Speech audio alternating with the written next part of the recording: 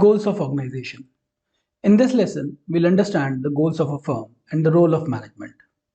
Our focus will be on one of the most important objectives of the firm and its managers, that is, maximization of the firm value. We'll start the discussion by getting introduced to different forms of corporations, that is, private and public corporations. Subsequently, we'll focus on the most dominant and interesting structure, that is, listed public companies. Next, we'll discuss the concept of firm value and why it is the central and most important objective of a firm and its managers. Subsequently, we'll try to understand the two key decisions of managers that affect the firm value. These are investment and financing decisions. Lastly, we'll understand the principal agent problem between managers and shareholders. We'll discuss why incentives of managers are not aligned to those of shareholders. We'll also explore and understand some good systems of corporate governance that can help align the incentives of managers to those of shareholders and make these managers act in the best interest of shareholders. Corporations invest in real assets which contribute to long-term future earning potential of the firm. Some of these assets are tangible assets such as plant and machinery, and some are intangible assets like research and development related expenses and intellectual property rights. Corporations finance these assets by reinvesting the cash inflows from the existing operations, by borrowing, and through issuing shares. Some of the pertinent questions include the following: how to evaluate these investments, that is, the selection of project investments and more to finance the same. Large corporations are usually listed public entities with thousands of shareholders. These shareholders differ in various aspects of their demographics such as wealth, risk aversion, risk tolerance, investment, and consumption patterns. So, is it at all feasible for the firm managers to satisfy all these shareholders' objectives? Or is there some common, well established objective which all these managers aim to achieve? Can maximization of firm value be considered as one such objective? Also, there is a fundamental trade off to investment and financing decisions. That is, corporations can either invest in new assets or give the cash back to the shareholders, who can invest that cash in the financial markets themselves. These investments opportunities offered by financial markets set the standard and benchmark for the financial managers to select the project investments inside the corporation. This standard for benchmark is often referred to as the opportunity cost of capital. The modern corporations provide separation of ownership and control, which offers various benefits such as longevity of the firm. However, due to this aspect, very often the interest and objectives of managers and owners are not aligned. This leads to agency costs. To mitigate these agency costs, various good systems of corporate governance are adopted.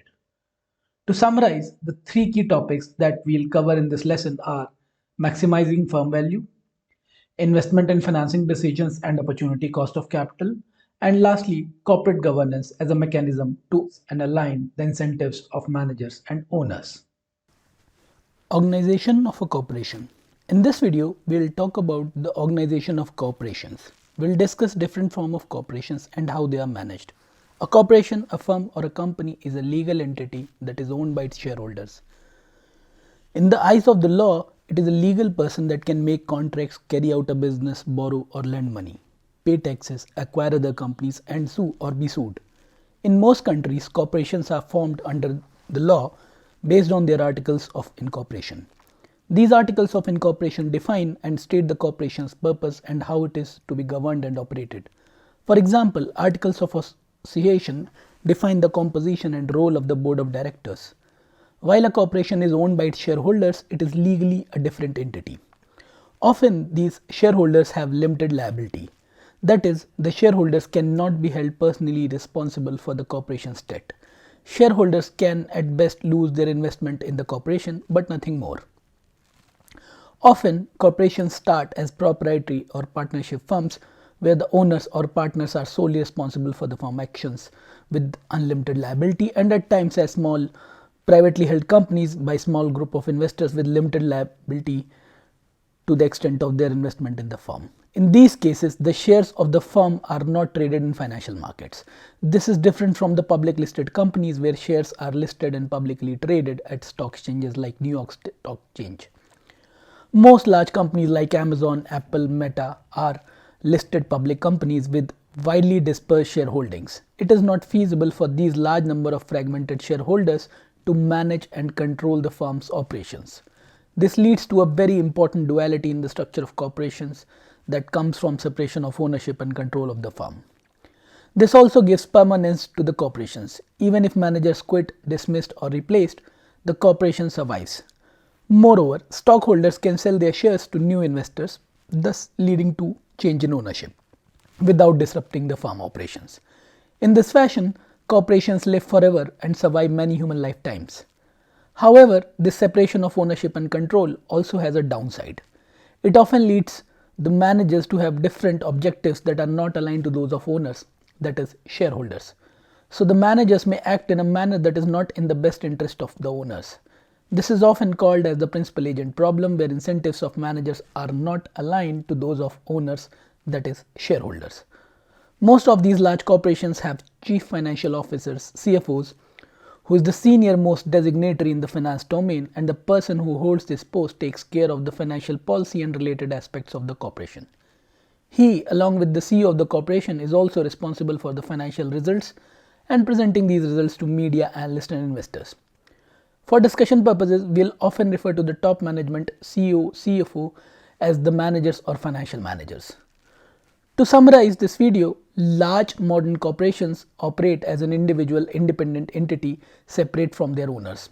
These organizations are run by managers that are different from owners. The shares of these organizations are listed on exchanges, and the trading of these shares by investors do not affect the day-to-day operations of the firm. Also, due to this separation of ownership and control, the managers may not often act in the interest of shareholders, that is, owners. Introduction to firm value and opportunity cost of capital. In this video, we'll discuss the concept of firm value and the opportunity cost of capital.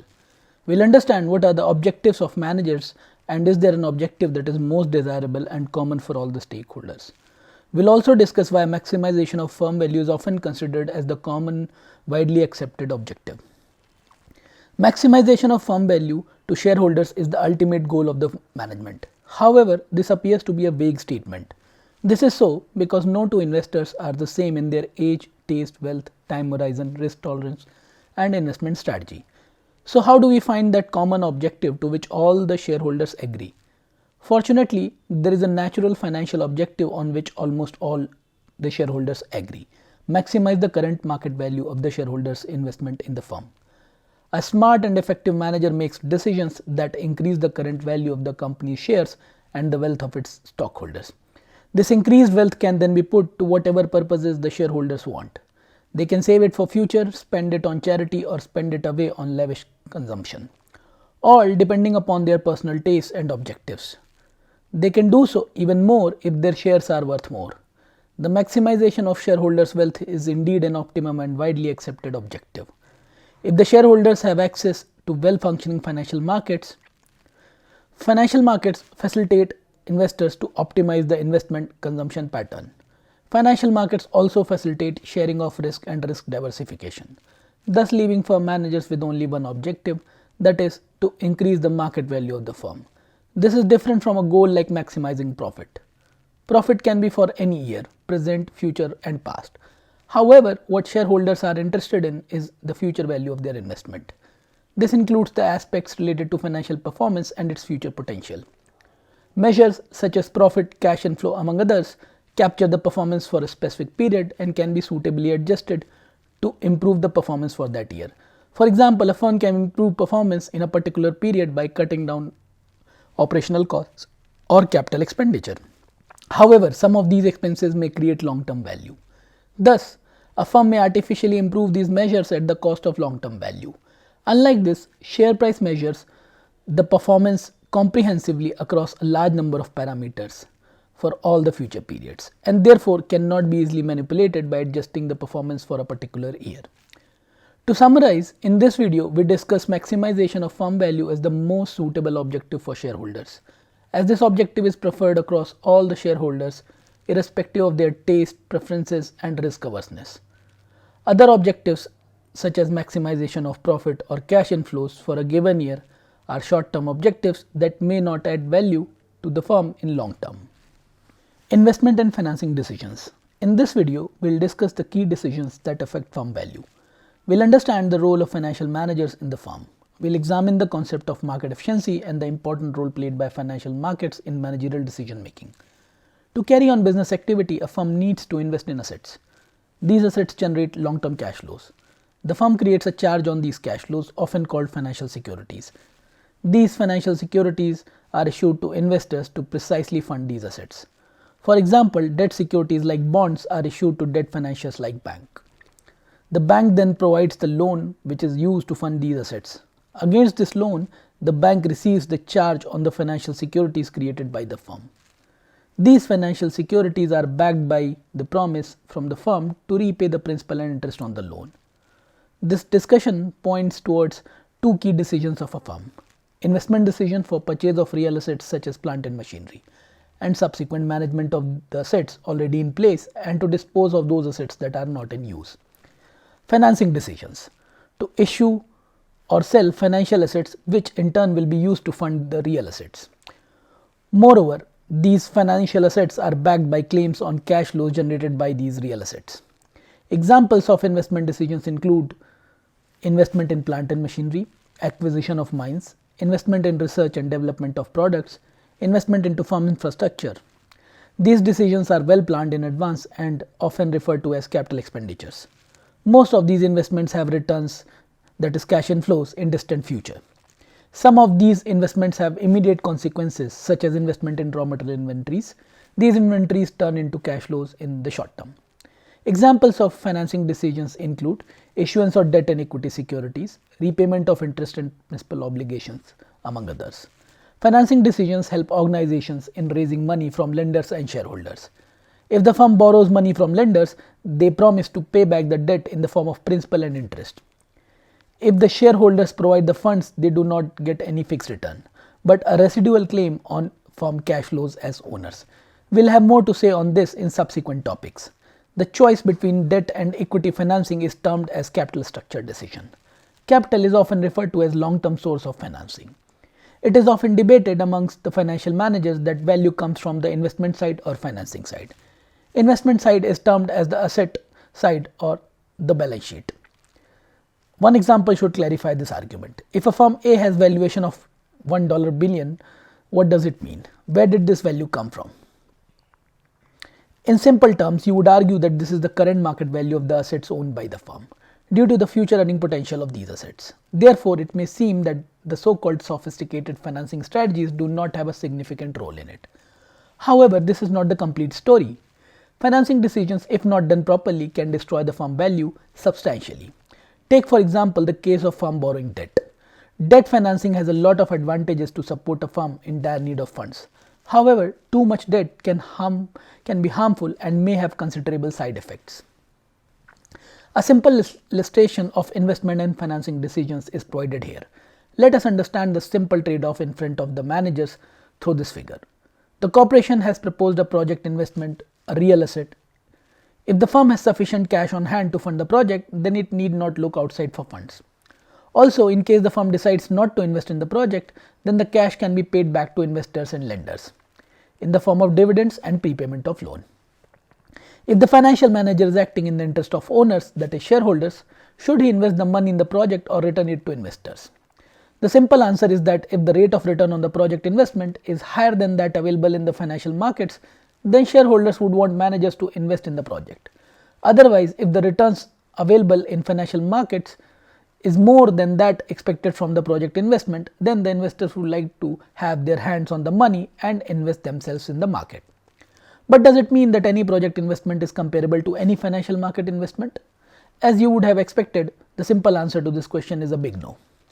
The investment project is compared to only those instruments in financial markets that have the same risk. We'll have more to say about this risk in future discussions. For now, it is sufficient to state that if the project investment offers a higher return as compared to the investments available in the financial markets with similar risk, then the shareholders would like the financial managers to invest in that project and vice versa. Thus, this return that is available in financial markets on similar risk instruments acts as the hurdle rate or cost of capital. This hurdle rate is often referred to as the much celebrated concept of opportunity cost of capital. The simple idea here is that whenever a corporation invests money in new project investments, the shareholders lose opportunity to invest the cash on their own. Corporations increase value by accepting all investment projects that earn more than the opportunity cost of capital. Rational investors are risk-averse investors, and that is why whenever we are talking about the return, we also mention the word risk. For example, note that we use the phrase investment in the same risk. Why? Because these investors are risk-averse. To hold any instrument of higher or lower risk, they would demand a higher or lower return according to their risk-averse nature. Therefore, every time we talk about comparing the returns onto instruments, it is given that we are talking about the instruments having the same risk. Also, there is a very fundamental assumption here, that is the availability of fairly priced financial market instruments of all flavors. This assumes the presence of fairly liquid and efficient financial markets as given. This assumption is more theoretical and we'll have more to say on this as well in later more advanced topics. Right now, we'll take a slight detour to understand what is an efficient market. A market is said to be efficient if it is able to incorporate all the available information in prices. This information may include aspects such as information related to past prices, public information, and sometimes even private information. The higher the degree of information associated with prices, the more efficient the prices are considered. The markets that are more efficient are less volatile and quickly absorb any new information.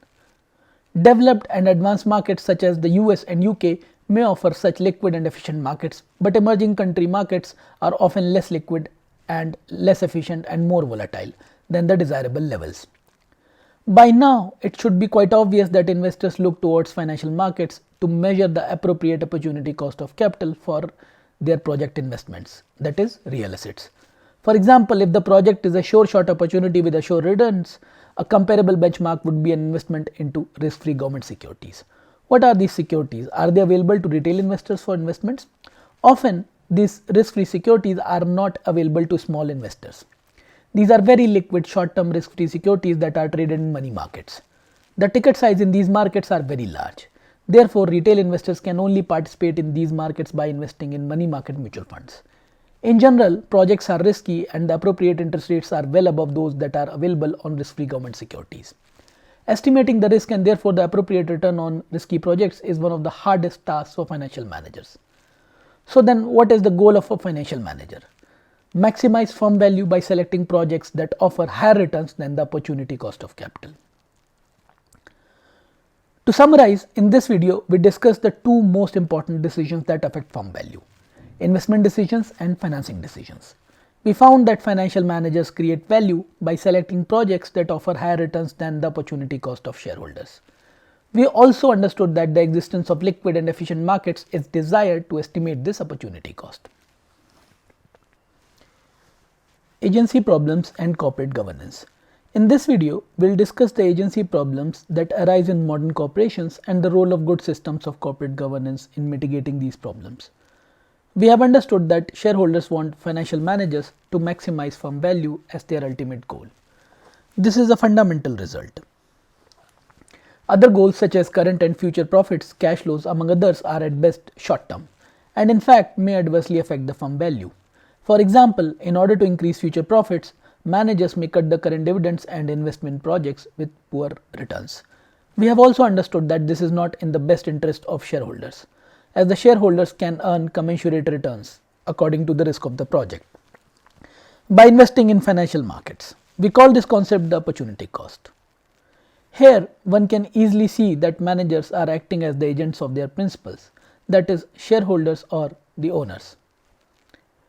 It goes without saying that when managers act in the best interest of the firm, with firm value maximization being their ultimate goal, they also act in the best interest of other stakeholders, such as customers, employees, partners, and their operating environment. This is to suggest that the goal of profit maximization is often misunderstood and considered as in conflict with the interest of these stakeholders. For example, satisfied customers, loyal employees, and a harmonious operating environment enhance the firm value. Shareholders do not directly control the day-to-day operations of the managers. They only control the long-term strategic actions of managers through the institution of the board of directors. In addition, they can show their approval or disapproval by selling and buying the shares. This is also the reason why liquid and efficient markets are important. Again, we return to our discussion of separation of ownership and control. This separation, though necessary, but also has some negative consequences. Managers may take certain actions that may not be in the best interest of shareholders. For example, they may avoid projects with long-term value creation in favor of the projects with short-term benefits but less contribution to the firm value. Other examples include wasteful expenditure on personal luxury, for example, meeting at luxury resorts, corporate jets. Such conflicts between the managers and owners are called agency problems. Agency problems arise when agents work for principals. Shareholders are the principal and managers are their agents. Agency costs are incurred when managers do not aim to maximize the firm value. Shareholders also incur agency costs to monitor and constrain managerial actions. In order to mitigate these agency costs, good systems of corporate governance are needed. These include design of compensation schemes for the top management, legal and regulatory requirements related to accounting and reporting standards for listed firms to ensure consistency and transparency, board of director institution, monitoring by security analysts, shareholder pressure through buying and selling of stocks, market discipline through threat of takeovers. These mechanisms help align the interests of managers to those of shareholders. These are considered to be the integral aspects of a good system of corporate governance. To summarize, in this video, we understood that managers in modern organizations act as the agents of their principals. This separation of ownership and control provides a lot of benefits to organizations. For example, these organizations survive many human lifetimes and are not affected by changes in ownership. However, this separation of ownership and control also has side effects. For example, managers may not act in the best interest of the shareholders. This is called the classical agency problem. This entails agency costs, such as costs incurred in monitoring the actions of managers. Good systems of corporate governance, such as the design of compensation schemes, legal and regulatory requirements related to accounting and reporting standards, board of director institution, monitoring by security analysts, and market discipline help in mitigating these agency costs and aligning the interest of managers to those of shareholders. To summarize, in this lesson, we understand that companies face two very important financial decisions. The first decision is called the investment decision, wherein the firm decides in what project it should invest and what are the projects to be not considered. The second decision is the financing decision, in which the firm decides how to raise funds to pay for these investments. The stockholders want managers to maximize the firm value, that is, the current price of its shares. This is the common agreed goal for all the shareholders as long as they can access liquid and efficient markets. These financial markets help investors in optimizing the time pattern and the risk of their investment and consumption in a flexible manner. We also discussed that this goal of firm value maximization does not contradict the responsibilities and behavior of a corporation vis-a-vis other shareholders and stakeholders such as partners, customers, and other stakeholders that are part of its operating environment. Next important question we answered is how to increase the value of the firm. First, we noted that value is often created from the investment side, that is, the asset side of the balance sheet. However, value can be destroyed from financing side by using poor financing structures. Investments that offer a return that is higher than the opportunity cost of capital are said to increase the value of firm. Also, while making these investment decisions, financial managers face a trade-off. The firm can invest into projects or return to investors in the form of dividend or prepayments. When a firm invests the money into projects, the shareholders lose the opportunity to invest themselves in financial markets. This is often referred to as the loss of opportunity to invest in financial instruments that are available and have a risk that is similar to the investment of the project. That is why this return they are giving up is called the opportunity cost of capital. If the project investments available with the firm offer a higher return than this opportunity cost of capital, shareholders rally behind the firm's stock, that is, they buy the stock, and its price rises. On the other hand, if the firm invests at a return that is lower than the opportunity cost of capital, the shareholders disapprove, that is, sell the stock, and the price falls. However, managers often do not act in the value maximization manner. They often act in their own self-interest with short-term objectives, which conflict with the interest of shareholders, that is, value maximization objective. This conflict is often referred to as the principal agent problem. Any loss of value caused by this conflict is called agency cost. For example, costs incurred in monitoring the actions of managers. To mitigate these costs, good systems of corporate governance are prescribed. These systems ensure that managers and shareholders and their interests are aligned. One of the most prominent corporate governance systems is the institution of board of directors. These board of directors are representatives of shareholders and play a major role in appointment, removal, and compensation policies of the top management. In addition, various incentive schemes for top managers, such as stock options, are stipulated to align their incentives of managers with those of shareholders.